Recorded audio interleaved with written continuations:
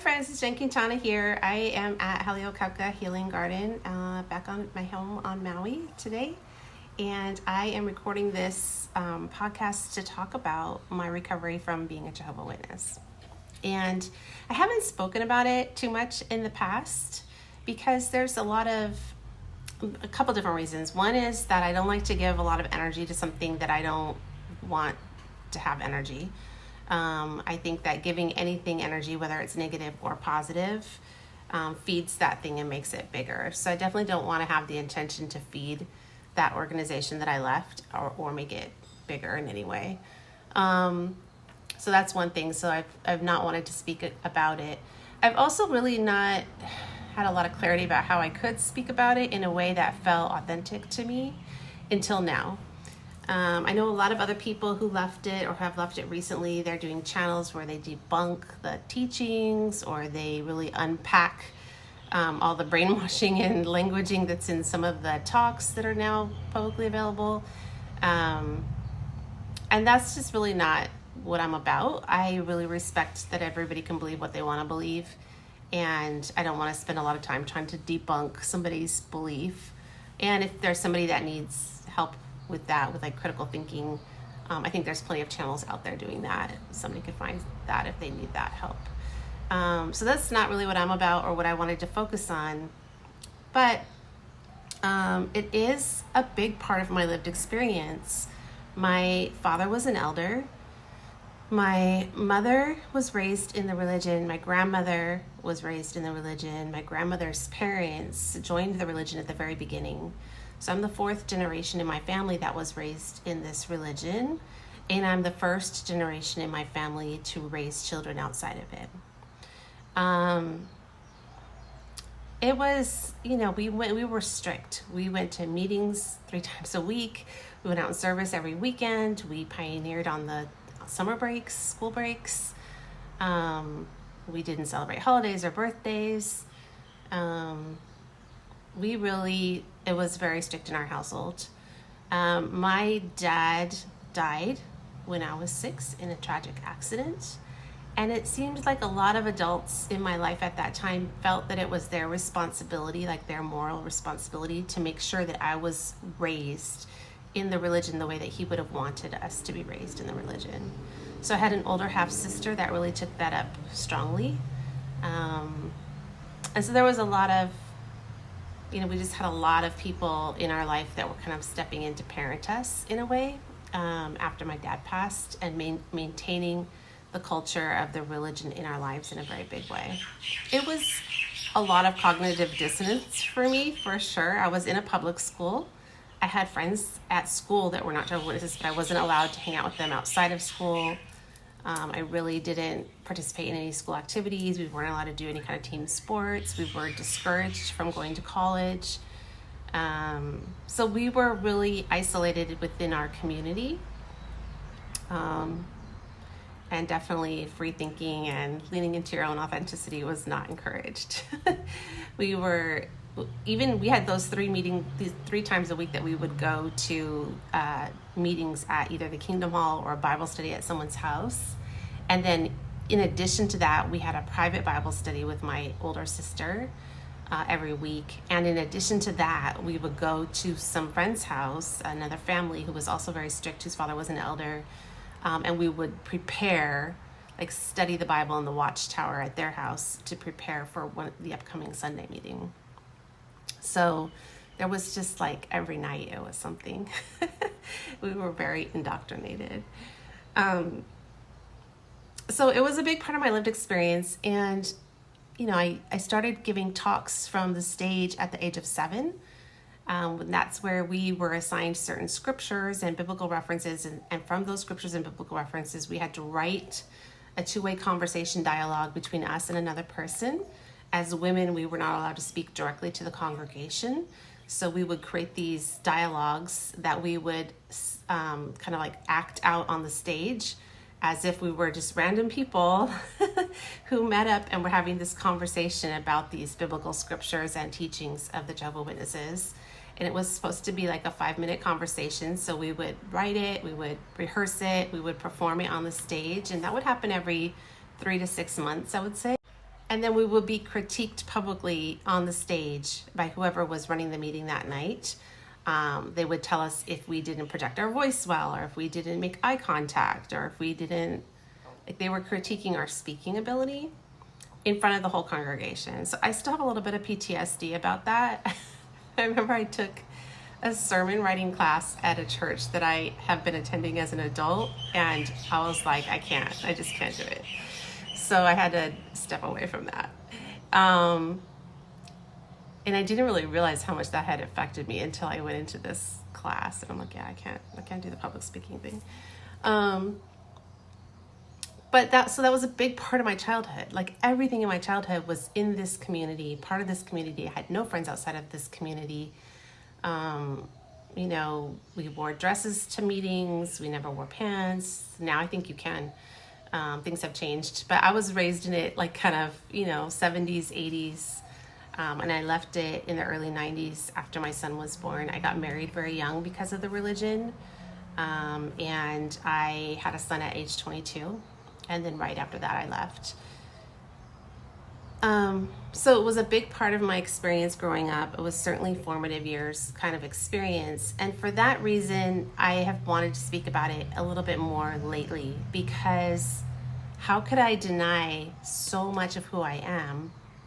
Like, that part of who I am has to be reintegrated into who I am now and acknowledged. And so not speaking about it doesn't feel authentic. So I said there was a couple different reasons why I never spoke about it. One, I didn't want to give it a lot of energy. Two, there's a stigma around leaving the religion when you're in it. So as a child, we were raised in an environment where anyone who left, we never saw, spoke of them, heard of them again. They were like dead. And they were spoken negatively of if their name did come up in conversation.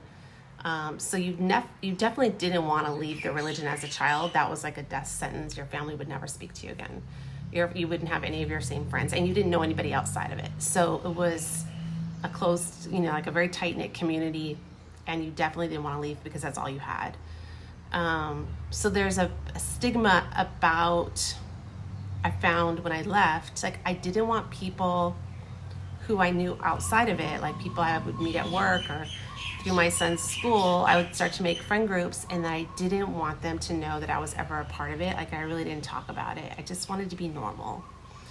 I did tell some close friends, but not too much in depth, because there was some kind of like subconscious training that I had that it wasn't okay to leave. And so if I never talked about ever having been in it, I didn't have that feeling that I had done something wrong. I could just kind of pretend that I was normal and I hadn't been raised in it, and I was like everyone else, but I wasn't, right? So that's a real thing. So I had to really face that and overcome that too. And I'm still kind of exploring a lot of that. The brainwashing is strong, and it comes on from a very young age, especially if you're raised in it. So it's a lot to overcome. And if your whole family is in it, like mine is, and especially if they've been in it for generations, it's just deeply ingrained in who they are. It's like, you can watch any television show or movie about a culture like that, whether it's the Hasidic Jewish culture or it's the Mormon religion, any kind of faith-based culture, you're going to find very similar experiences to what I experienced, to where, it wouldn't be okay with your parents if you left. You certainly don't want to talk negatively about it. You kind of just don't want your friends outside of it to know you were ever a part of it. It's like you have these two different lives.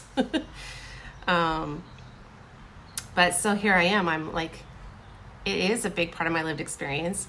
I'm trying to walk a path of being very authentic. And so how do I reincorporate that or reclaim that power and bring it back into who I am? So I decided I need to talk about it. There's a big stigma also about speaking out against the religion.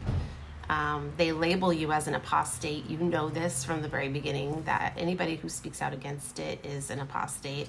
And if you get labeled as an apostate, you can never go back. They'll never accept you back. God cuts you off. And it's like a death sentence. It's even worse than being disfellowshipped, which is where they kick you out. When you're disfellowshipped, you can repent and come back through this very long, convoluted process. But if you become an apostate, But if you become an apostate, it's over for you.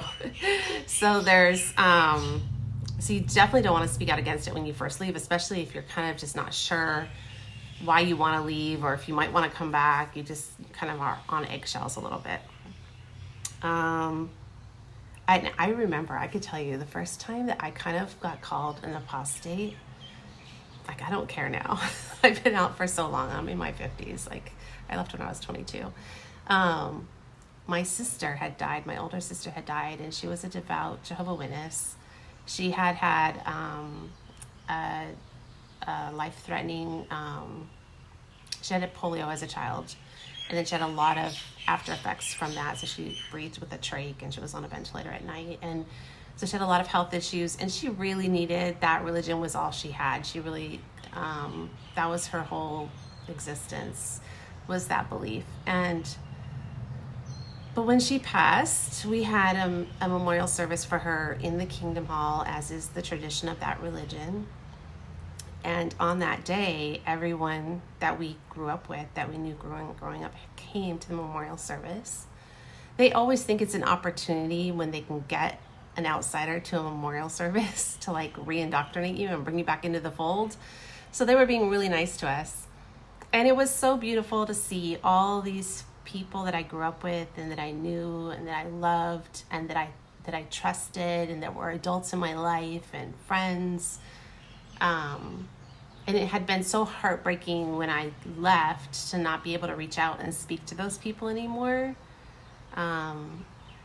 because they didn't accept that I had left, and it became very clear to me in that time when I did leave that all of the love that I was shown as a child was conditional. It was conditioned on me being a part of that religion. And if I wasn't going to be a part of that religion, I was cut off. So I went to the memorial service.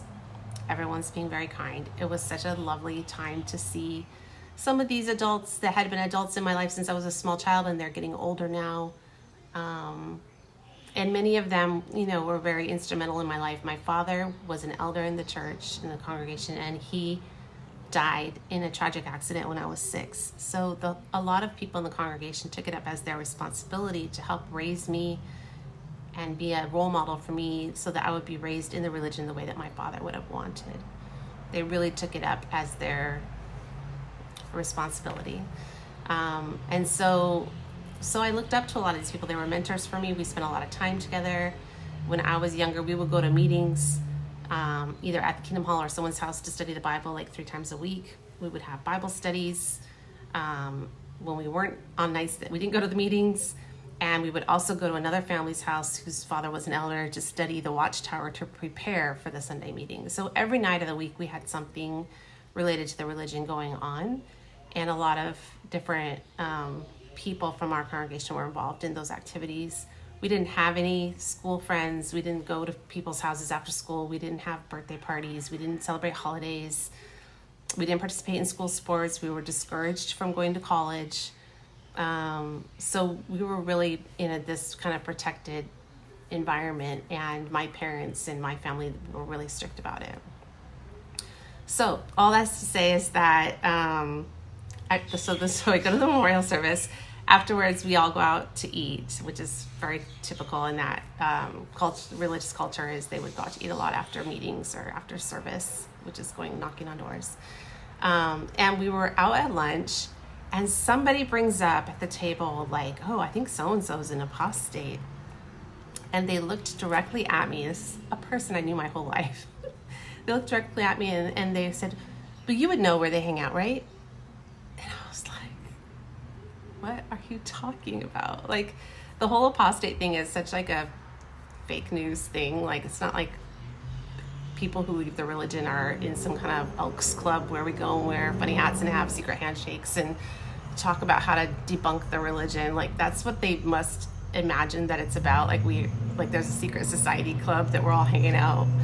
And truthfully, all it is that anyone that stops going to their meetings or stops being a Jehovah's Witness or speaks out about it in the least is just given this label, and none of us, we're all deer in the headlights. We don't really know what just happened. We just know we don't believe it. We're not going back, and they think we're in some new secret.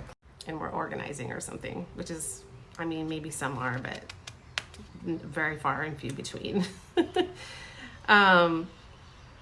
So anyway, so that was the first time I kind of realized that they thought I was an apostate, and they kind of tried to out me at lunch, and I was just like, what are you guys talking about? And it was really kind of eye-opening for me that these people that I trusted and knew all growing up could really just see me as such an outsider. The other thing that I really realized as I left the religion and that I had to deal with as an adult was the amount of fear that had been placed on us as children. Fear of God, fear of death, fear of making a mistake. Like we really couldn't even trust our own intuition. And that was something that I just didn't realize how strong of a grip that had on me until I was older. And I had to make this conscious decision to not operate from a place of fear. And I was already starting to like be a spiritual seeker, and I was down this spiritual path, and I was reading Eckhart Tolle and Gary Zukov and Rudolf Steiner and all these other, religious, not religious, but spiritual philosophers. And I was like, what would happen if I just stopped allowing myself to make decisions from a place of fear? And I just got really bold and really brave, and it changed my life. It totally changed my life. But it's like I wasn't even conscious of how much fear had been placed on me as a child until I really had to like face it head on. So I started really just like reclaiming my power, had to reintegrate that part of me that had the experience of being raised as a Jehovah Witness, and I really had to redefine my story.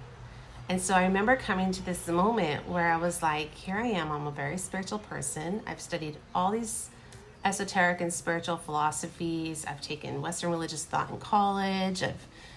I've been a Unitarian Universalist Sunday school teacher. And it's such a bummer, that they discouraged us from going to college. And a lot of people, I was fortunate that I was able to go to college after I left, but a lot of people that were raised in it that I am still friends with that have left it are still really bitter about that. And I know a lot of people do finally get their college degree after they leave. It takes a long time, and because you're an adult already and you have family and kids and responsibilities, and you're trying to also go to school.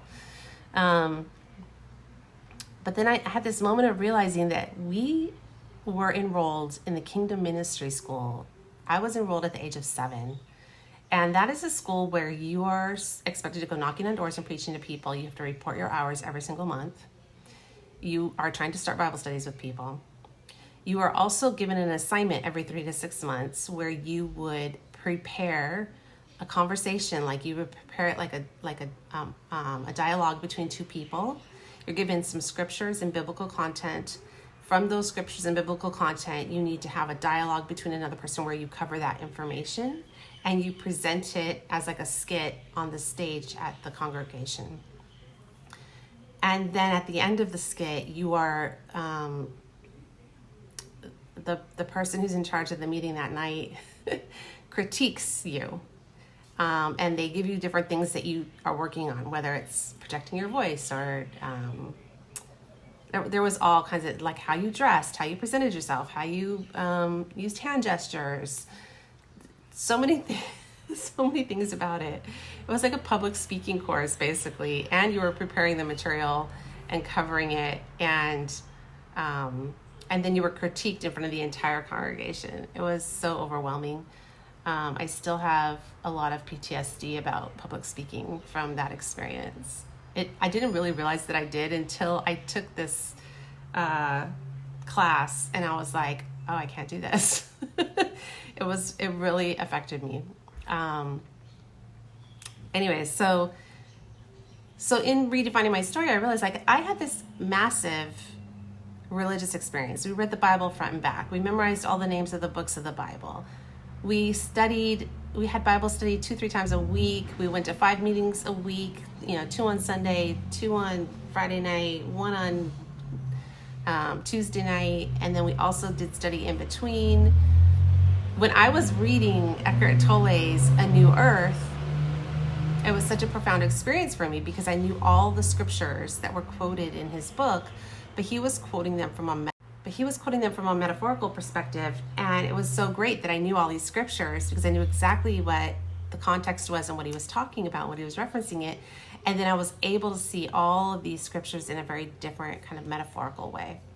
So that was great. I have no regrets about the biblical education that I received, but in thinking back about how many hours and how much time from the age of 7 until the age of like 18 or 19 that I was in that, and we did pioneering in the summers. We went to what was called seldom worked territory to do missionary work like on Indian reservations, and that whole experience was like the equivalent of 3 college seminary degrees basically. So I kind of thought about it like, why don't they create their own university? It's so easy to do that. And then all of this biblical training and ministry school could count towards a degree, and then at least they would have a college degree. If they're not letting them go out and get college degrees outside of the religion, at least they could get it within the religion and be able to be, on the same educational level as other people. I know it would be a wacky, kind of education, but there are people who get all kinds of, seminary degrees that, count. And so I feel like the level of education that we got, it should have counted for something. So in redefining my story, it was like I give myself credit for that. Like, I don't need to feel bad about myself that I didn't go to college on time, or that it took me longer to, take my classes because I was a working adult with a child. But I already had this incredible education that I just never got credit for. I remember at some point after I left the religion, there was this struggle that I had, and I talk about it in my first podcast that you can find on this channel that I recorded about it. I had this kind of struggle about, I became atheist for a while, and then I realized, I was being an atheist in reaction to how I was raised, so that didn't feel right because I definitely felt like I was a spiritual person, but I didn't believe anything I had been taught growing up anymore. So I really had to start over with like, what would I believe if I didn't have that upbringing, and just kind of go into like a spiritual seeking path where I had to like read and see, what does that resonate with me? Do I have an intuitive hit on that? Does that feel truthful or right? And I did have a very profound spiritual awakening when I was about 43, like an overnight POW spiritual awakening, from reading Gary Zukav's book, The Seat of the Soul. And then after that, I had more spiritual experiences like what they call a Kundalini awakening, which I'll talk about on another recording. I also had a heart chakra activation. And a lot of intuitive, empathic capacities and energy sensitivities. I became a Reiki master after that first spiritual experience of the profound kind of instant awakening. And so now I've been kind of in this spiritual path for a really long time. But in my early 20s, it was new for me. And I just really had to kind of wrestle with leaving this very dogmatic, rigid religion. I kind of went into atheism for a while, and then I had to find my center as a spiritual seeker. And I do write about that a little bit in my blog. I'll try to put the link in the comments. But I do see this religion, as restrictive as it is, it kind of puts you in a container or in a box. I even like the Kingdom Hall with no windows. It's like this closed box. I talk about it in my blog, that it kind of forces you to climb out of the box because you can't see out unless you climb out. And it's like a forced initiation path to becoming a spiritual seeker. Not everybody gets out, but people do get out. A lot of people get out. And I do think it's some kind of a forced spiritual initiation. And it can be a really difficult, it really puts you, it raises you in this way that's very polarized. And there's a lot of enmeshed narcissistic codependent relationships within that religion. And maybe all organized religions, I'm not sure, but specifically I experienced it in that one. I did watch, there's somebody who talks about cults and people that get out of cults, and they did say that the Jehovah Witness religion in specific, people tend to come away from that with a lot of really black and white thinking, so it really polarizes you. So it's become my practice because of that to to really try to always find center, to see both perspectives. I watch both sides of the news, and I have to always try to understand, like, if something sounds really crazy that people are doing, let me try to understand it from their perspective, and then marry that with my perspective and get to some kind of new middle ground. So that's been my spiritual practice for a little while. Let me see, I have some notes here. I just want to see if there's anything else I wanted to cover. I guess I just want to say that, I do write about stuff on my blog, so if that's of interest to you. For me, at this point in my life, I think it's so important that we're very authentic with who we are. So for anyone else who's left the religion, maybe recently, maybe a long time ago, being authentic to who you are and finding out who you are, like, on a soul-centered way. There's good cars outside. On a soul-centered way is so important. And by being aligned with who I am authentically is how my sister has left the religion, my younger sister. My mom has left the religion. I have one cousin who's out of the religion. And I remember people were like, oh, like, don't you, like, not want your mom to come over and see that you have a Christmas tree in your living room? And I was like, no, I'm going to do me. And I'm going to invite my mom, because I would invite my mom over to my house at the holidays. And that she chooses to be a Jehovah Witness, if she doesn't want to come, I respect that. But I'm not going to change who I am to make her feel comfortable. I'm going to do me. I'm going to be open. I'm going to be gracious. Anyone I grew up with, anyone I knew growing up as a Jehovah Witness, any of my family who are still Jehovah Witnesses would always, of course, be welcome at my table, be welcome at my house. Always. If they don't feel comfortable coming to my house or coming to my table, because I'm not going to not be me, if they don't feel comfortable, then that's on them, right? And so really, by being authentic, I have found is the best way to set the example of how to be in the world. You cannot go around hiding who you are, being inauthentic, carrying the torch for someone else's beliefs. I'm all about respecting other people's beliefs, but I'm not going to disrespect myself by pretending that I agree with them, right? So yeah, so that's it. I'm not gonna go fake it. I'm doing me, and you're welcome to join me. And if that's uncomfortable for you, I respect. Don't do anything that makes you feel uncomfortable. If being in that religion is super authentic to who you are, then I'm glad you've figured that out and you're doing you. I don't think it is. I don't think any dogmatic religion is super aligned or authentic to who anyone is. I think it's something we take on because we can't all, it doesn't make sense that, like, so many people would feel authentically like this is my path. But to each their own. So I'm not here to speak negatively about that religion. So that's what I was going to say is if I am going to try to speak about it a little bit more, because I am reclaiming it. I am trying to reintegrate it into who I am. I am not ashamed of how I was raised. I think I benefited from it in many ways. It wasn't easy, but I have a lot of experiences that other people don't have. And sorry, I lost power for a minute there. So I just want to reintegrate all of my experience into who I am now, so that it's not like these two different lives that I've lived, right? And if you've left recently, I want you to feel like this is a place for you to find community. This channel is not just about ex-Jehovah Witnesses. This channel is about so many other things. Spiritual seeking, enlightenment chasing. We talk about being meditation junkies. It's a spiritual seeking kind of path, and everyone's beliefs are welcome. And I think it's very healing for people to find community. So to the degree that you might identify with some of the path that I've walked, and that feels like a place for you to find some alignment and some community, we're here for that. Leave it in the comments. If you have things that you want me to talk about based on my experience that might be similar to your experience, leave it in the comments and we'll make more content around answering some of those questions. All right, everyone, have a beautiful Monday evening, or whatever evening it is that you're finding this recording, and more soon.